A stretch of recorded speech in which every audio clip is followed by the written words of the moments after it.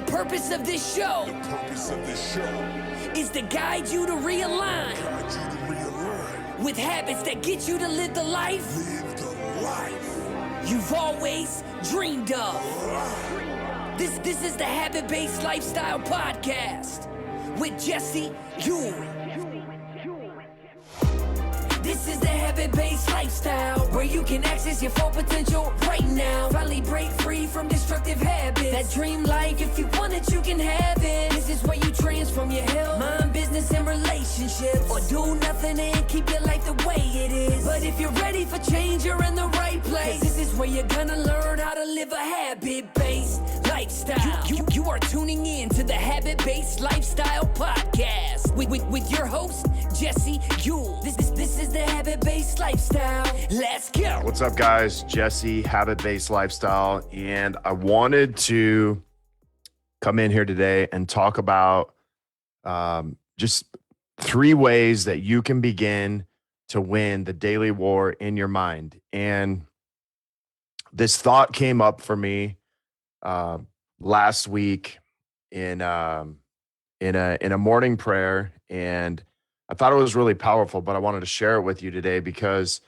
I think as business owners and just everything going on in the world today, I think it's really important that we begin to kind of master our thoughts, master, that daily war going on in our mind. And when I say that, I'm not talking about the war, going on in the world, the chaos of COVID, politics, or anything else that comes up on social media. I'm really talking about the internal war that goes on in between our ears on a day-to-day basis. Because if we don't address that, we're going to be at war with ourselves, every single day. And these things will really derail our success when it comes to business, when it comes to, marriage, when it comes to even, our physical health and financial health. But if we don't address these things, we're going to be constantly distracted. We're going to have, toxic thoughts. We're going to have lack of focus. We're going to have a lot of fear-based stories. And I find out, when I work with clients, a lot of times it's the thoughts that are holding them back from, being the business owner they want to be. And let's just say the thoughts are lies that are holding them back from being the business owner, the spouse that they want to be in their marriage. It's holding them back from accomplishing what they actually want in life or what they actually say they want. And I can tell you this, that a lot of times I feel pretty solid when it comes to, reframing thoughts, reframing stories. But I can tell you this, that every once in a while, I can catch my thoughts getting in the way of what I truly want. And generally these thoughts are lies, that we are telling ourselves, or the enemy is telling ourselves. And as I go through this a little bit more, I think it'll help you really get a good understanding of what that means. And think about this on a day-to-day basis. How well are you dealing with the thoughts in your life? And as I go through this, a question that came up in prayer, as I sat back and kind of listened the other day, and it was, Jesse, are you winning your own war? And I started to think about, man, what am I at war with? And oftentimes it's thoughts, it's stories that come up, reasons, excuses. And so as I began to think about this, I started to really take inventory of my thoughts. And the reason why is because what we think in thoughts shapes who we are. And if I don't begin to take inventory of those, if we don't begin to take inventory of those can actually get in the way of us getting what we want. And another way to think of this is like, hey, do I actually like the direction my thoughts are taking me? And that's an important question that we can ask ourselves. And think about it this way. These are often things that we can come up with as entrepreneurs. I know I can.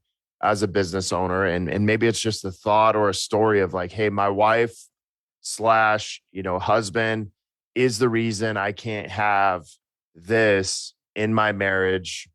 I can't have the marriage I want. I can't have the relationship I want. I can't have what I want. And so think of it as like replace my wife, my business is the reason I can't have the marriage I want. My business is the reason I can't have the bank account that I want. My marketing is the reason I can't have the business I want. My employees are the reason I can't hit the numbers I want.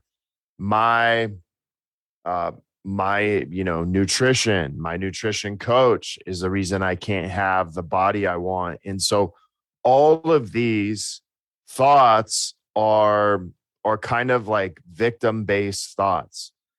They're thoughts where we're putting the problem or the blame on someone else.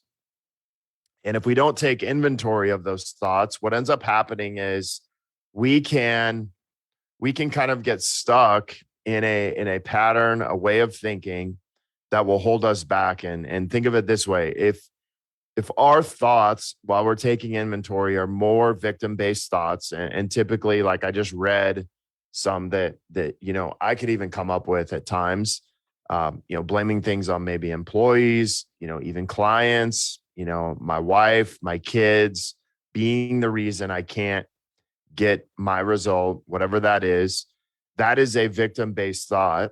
And that thought is going to hold me captive and put me and just think of captive almost like a prison, right? And so I'm now a prisoner in my own thought.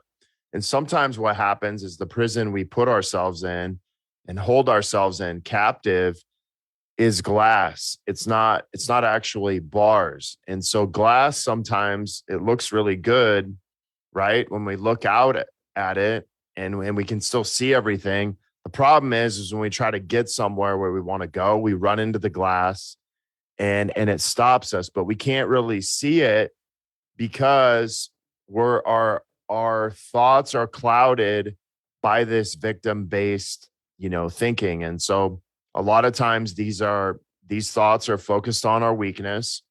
They're focused on making excuses and reasons. They're constant comparison thoughts. They're blaming others or things like, hey, it's not fair. These are a lot of our victim-based thoughts. And when you take inventory, if these have a tendency to want to blame things on others, they have a tendency to want to make excuses or give reasons. It's not fair or it's pointed at someone else, then you may be having more victim-based thoughts. And that's okay to a certain extent. But if we stay stuck in those, then, we're going to be captive of those thoughts. And then we have what's called creator-based thoughts. And these are thoughts that will actually multiply. If I think of a victim-based thought, these are a thought that will actually take away or diminish what we actually want to do. A thought that's creator-based is going to multiply what we want to do. And so we focus on ways we can improve versus ways that we don't. We're going to look for solutions in problems. We're going to accept responsibility. Hey, I don't like these thoughts. I don't like these stories, but what can I do about it to change it? These thoughts are doing something new and different. But all of these thoughts have a common thing. They're all finding the solution. They're all seeking, hey, here's the problem, but I'm going to figure out the solution. What a lot of times our victim-based thoughts mean is if I'm blaming someone else, that means they're the problem. If I'm blaming something else, that means whatever that thing is the problem. And that means it's always the solution too. And most people don't recognize that. And so if I'm the problem as a coach, then I'm also the solution. And if my client is the problem, my client is the solution. And in that place, that's a very weak place to be because you really have no power in that place. And so as we go through this, I want to kind of walk you through, because if someone else is the problem, someone else is going to be the solution. And that really only means one thing. because these thoughts, these patterns, these stories, these victim-based thoughts simply mean that I give away all of my power. I give away all my responsibility. I give everything away. And in that, I put myself captive into, a prison. And like I said, we can have a glass prison or we can have a bar prison. The difference is though, is sometimes when we're in the glass prison, we don't recognize we're there. When we're in the bar prison, we know exactly where we are. But I think we have a tendency as business owners, entrepreneurs, to build up that glass prison that we put ourselves in. And there's really no way out because we don't actually think we're in it. We don't actually recognize that we're in it. And so that's one of the least powerful places that we can be. Um, and if we no longer hold power, we become powerless to our stories. We become powerless to our thoughts. And we really don't think we have, any bad thoughts or any bad stories. And so we get caught up in them so deep in kind of this web of lies that it's almost impossible to get out. And here's the other thing is, even if our stories or thoughts were true, someone may have done something to us. Someone may have caused me to think this way. Uh, Even if they're true, if they're not getting us what we want, we can simply stay stuck in them and trapped in them. And even if,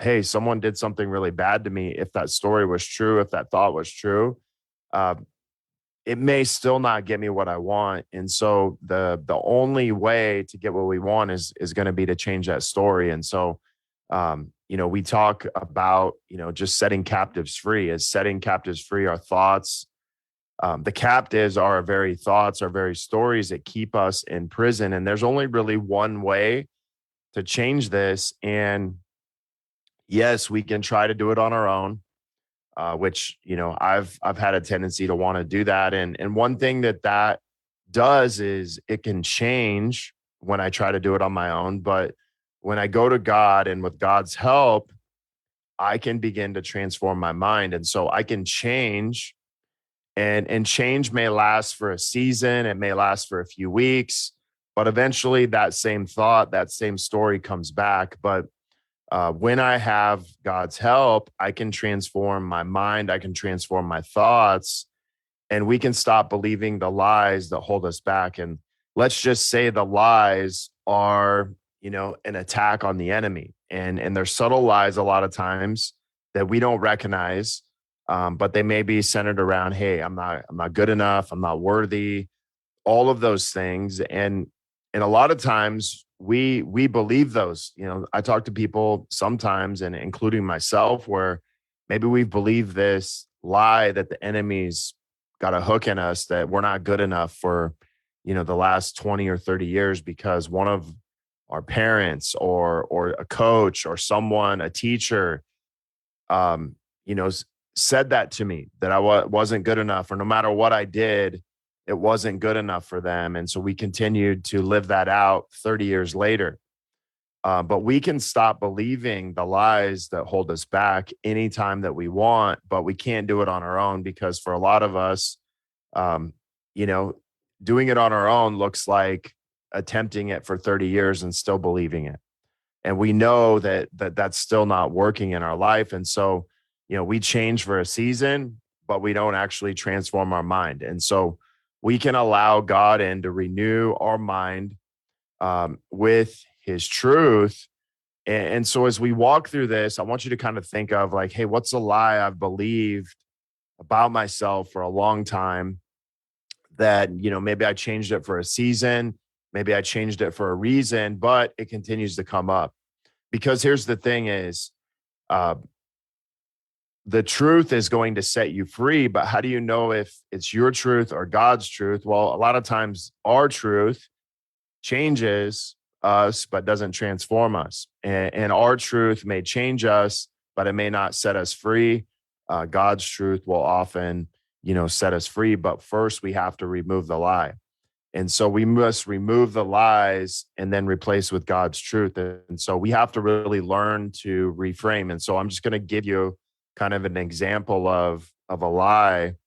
is, one of the common things I hear from a lot of people, and I had this for a long time, was like, hey, I'm not good enough. And it's like, no matter what I did, no matter what I do, it's not good enough for X. It's not good enough for my wife. It wasn't good enough for my mom, my dad. It wasn't good enough for my employees, but it was a consistent story in my life. And so as we dug closer to the root of the problem, because here's the thing is, we have to learn to reframe, but we have to also get to the root of the lie. And so a lot of people, they want to change the fruit that's on the tree, but they don't want to dig up the roots. They just want to trim the branches. They want to water it. They want to do all these things, change the color, but they don't actually want to dig down to the root. And so I have to find the root place. And this, maybe I'm not good enough, goes back to childhood where, no matter how I performed in sports, no matter what things I did, maybe my parents never made me feel good enough for those things. They always said, hey, here's what you could do better, or here's these other things. And so it felt like no matter what I did, it wasn't good enough. And that was a root problem that stemmed all the way back. But I also asked myself one day, like, man, I don't feel good enough. But like, I also reframed that and said, okay, well, what would it feel like to be good enough? And as I began to change that thinking, one of the things that came up was like, I had never defined what good enough really meant. And so I lived a lie. And as I dug down deeper to the root of the lie was I had never actually defined what good enough meant. And so I lived in this place where the enemy had his hook in me all the time, thinking, no matter what relationship I was in, it was never good enough. And so as I dug that root out, I had to replace it because there was this empty void. I had to replace it with the truth, and my own truth wasn't enough. I needed like actually God's truth. And so as I opened up, the Bible, I began to, feel this power and this truth in that place. And so that weakness that I had, I began to make strong. And so, I pulled out a Bible verse because it actually meant something to me, which was 2 Corinthians 12:9-10. And it says, my grace is sufficient for you. My power is made perfect in weakness. Therefore, I will boast all the more gladly of my weakness so that the power of Christ may rest upon me. For the sake of Christ, then I'm content with weakness, insults, hardship, persecutions, and calamities. For when I'm weak, then I am strong. And so just admitting, hey, I am not good enough, getting to the root of that's where I felt weak. That was the lie the enemy had. But when admitting that to God and seeking his truth, I come out of that strong, because a lot of times I would try to cover that up, and I would maybe try to make up for it in sports, make up for it in working out, make up for it in making money. But there was still that weakness there. And so declaring God's truth, I was able to begin to replace that lie, replace that root system, and drive back in that, hey, when I am weak, then I'm strong, and replacing that void and filling that back up with God's truth. And so I want to walk you through kind of like this process, which is 3 ways to win the daily war in your mind, which is we have to identify the lie that's holding us back, the lie Satan is telling us, I'm not enough. Maybe you don't believe in that, and that's cool, but like there's still a fundamental lie that your voice or someone is telling you, but it generally has to do with I'm not enough, I'm not worthy. It's a fear-based lie. But we got to get to the root of that, and we got to remove the lie, and we got to take inventory of the thoughts, the stories, strongholds to get to the root and the lie and remove it. We have to literally destroy and uproot the lie. How do you know that you've done that? Because we replace it with God's truth, not our truth. Because, when we do it with our truth, a lot of times we change for a season, but it comes back. And so we really have to remove it completely and then fill it in with God's truth. And that's where we begin to reframe it and look to the Bible for the truth. And because the truth shall set us free. If I'm not free of the lie, then I haven't got to the truth. And a lot of times reframing just means coming up with an alternative view. If we come up with our own view, that can be skewed. But if we come up with God's view, that's ultimately the truth. And so we got to learn to reframe, so from, hey, I'm not good enough to I am good enough because I've defined what that means. And God says I'm good enough. And, the cool thing about this is when we can begin to do this, we can take a lie that's holding us back and we can replace that with a truth. And because when I can admit I'm weak, I can tell the truth and it'll give me strength to walk through this. Look for me for strength in times of weakness versus believing the lie. And we have the ability to take the lie, turn it into, the truth by reframing it with God's truth. And we can do this with a story. We can do this with a thought. But this is the blueprint that ultimately, I've worked my way through this. And not only that, I've kind of set myself free in the story from this. And that is one of the most powerful places that we can be. So, guys, I want to share that with you because I think this has got a huge impact on you. If you're in my Facebook group and you want to talk specifically about this and to know, man, hey, have I really set myself free from this lie? If you're listening to the podcast on audio, if you haven't done this, and you're in my Facebook group, reach out to me. Send me a private message. If you're listening to the podcast, reach out to me, Jesse at habitbasedlifestyle.com, and we can help you with this and walk you through this and begin to get set free and use this as a framework to continue working in your life and on your life so that you can be free from those thoughts, from those stories. So guys, thank you so much for being on today.